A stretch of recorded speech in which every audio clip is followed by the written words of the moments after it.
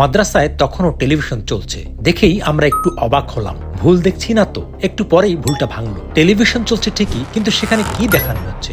হ্যাঁ, এই বাচ্চাটা গাইবান্ধা বাড়ি। তো একে নিয়ে আসার পিছনে অনেক বড় ঘটনা। তা আমার আব্বু যে কোনোভাবে ওর তথ্যটা পাইছে যে ওকে নিয়ে আসার জন্য 3 থেকে 4 বার গেছে তার বাসায়। তাই যাওয়ার পরে তার পরিবার, প্রতিবেশী, আত্মীয় স্বজন দিতে রাজি না। তো এর আবার 4 ভাই বোন, 2 বোন বধির, বড় ভাইও বধির। তো ওকে আনতে গিয়ে যখন ও চাওয়া হলো, তখন প্রতিবেশী সহ, আত্মীয় স্বজন সব সহ বলতেছে যে না, একে দেওয়া যাবে না। সে কত দূর ঢাকায় চলে যাবে, তাকে নিশ্চয়ই বিক্রি করে দেওয়া হবে বা তাকে দিয়ে ভিক্ষার একটা ব্যবসা চালু করা হবে, এরকম একটা ভয়। যখন আমরা আশ্বস্ত করলাম, আমার বাবা 3 থেকে 4 বার গেছে, পর আমি একবার গেছি, যাওয়ার পর পরিবারকে সহ নিয়ে আসেছি এখানে। ইশারায় এত কি বলতে চায় তারা? এমন একটি মাদ্রাসা শুরু করার সংগ্রামের গল্প মুগ্ধ হয়ে শুনছিলাম আমরা। আমাদের প্রিন্সিপাল সাহেবকে জানালাম, মুফতি বখতিয়ার হোসেন সর্দার সাহেবকে। আমাদের প্রিন্সিপাল হুজুর বললেন যে বাংলাদেশে যেহেতু কোনো টিচার নাই অথবা প্রতিষ্ঠান নাই যেখান থেকে আমরা প্রশিক্ষণ গ্রহণ করব, জন্য আমরা মাদ্রাসাটা এখনই চালু করতে পারছি না। পরবর্তীতে আমরা জানতে পারলাম সৌদি আরব মক্কা থেকে অদূরে তায়েফ শহরে একটি মাদ্রাসা আছে। ওই মাদ্রাসার নাম হচ্ছে মুজাম্মাউর রিদওয়ান। সেখানে বদিরদের ট্রেনিং দেওয়া হয় এবং সেখানে বদির বাচ্চাদের পড়ানো হয়। আল্লাহ তাআলার দয়ায় আমাদের অক্লান্ত পরিশ্রমে আমি 2023 সনে সৌদি আরবে সফর করেছি। তায়েফে 1.5 মাস থেকে সেখান থেকে আরবি সাইন ল্যাঙ্গুয়েজ তথা লোগাতুল ইশারা আয়ত্ত করেছি। বাংলাদেশে সর্বপ্রথম প্রাতিষ্ঠানিক রূপে এই মাদ্রাসা চালু করেছি। আলহামদুলিল্লাহ। ভালো আছো?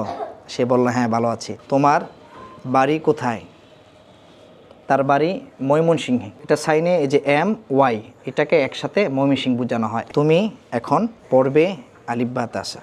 আলিফ বা তা সা জিম। তাদের পড়া হচ্ছিল, কিন্তু তাদের কন্ট্রোল করতে আমরা পারছিলাম না। তারা খুব ভাঙ্গাভাঙ্গি করে, খুব আওয়াজ করে, অস্থির হয়। তো আমরা এই কন্ট্রোল সিস্টেম শেখার জন্য আমাদের প্রিন্সিপাল হুজুরকে নিয়ে 1 বছর পরে ইন্দোনেশিয়া, ওই মাদ্রাসা জাকার্তা থেকে 600 কিলোমিটার দূরে যুগ জাকার্তা, সেখানে সফর করেছি এবং 170 জন ছাত্রছাত্রীদেরকে তারা কিভাবে মেনটেন করে, তারা কিভাবে তাদেরকে আবাসিক ব্যবস্থাপনা রাখে, আমরা সেটা শিখে এসেছি। এখন আমাদের এখানে যারা বধিরা আছে তারা প্রত্যেকেই স্থির, শান্ত, আগের মতো এরকম ছোটাছুটি করে না। তাদের পড়াশোনার পাশাপাশি আবাসিক ব্যবস্থাপনা সবকিছু খুব চমৎকার রয়েছে। তারা যমজ ভাই। তারা 6 মাস আগে এখানে আসছে। যখন আসছে বাংলা, অঙ্ক, ইংরেজিতে কোনো কিছুই পারতো না। তারা বাড়িতে ঘোরাফেরা করতো। আলহামদুলিল্লাহ, তারা গতকালকে কায়দা পরিপূর্ণ করে আমপাড়ার সবক নিয়েছে। তারা 2 ভাই এখন কালিমাও পারে, নামাজও পড়তে পারে। তোমরা 2 ভাই, হ্যাঁ? তোমাদের মধ্যে বড় কে? তুমি বড় আর তুমি ছোট। এই 2 ভাইয়ের মধ্যে আরাফাত বড়। সে বলল সে বড়। মিরাজ ছোট। এটা হচ্ছে ভাই, তো সে হচ্ছে বড় ভাই। বধির যারা আছে, যারা শুনতেও পারে না, বলতেও পারে না, তাদের যে মনের ভাব এটা প্রকাশ করতে পারে না। তো এই ব্যথা তার অন্তরে, তো উনি এদের প্রোগ্রাম করতেছেন যে আলহামদুলিল্লাহ আমরা আমাদের যতদিন আমাদের সাধ্য হয় যে আমরা তাদেরকে ফ্রি সার্ভিস দেবো।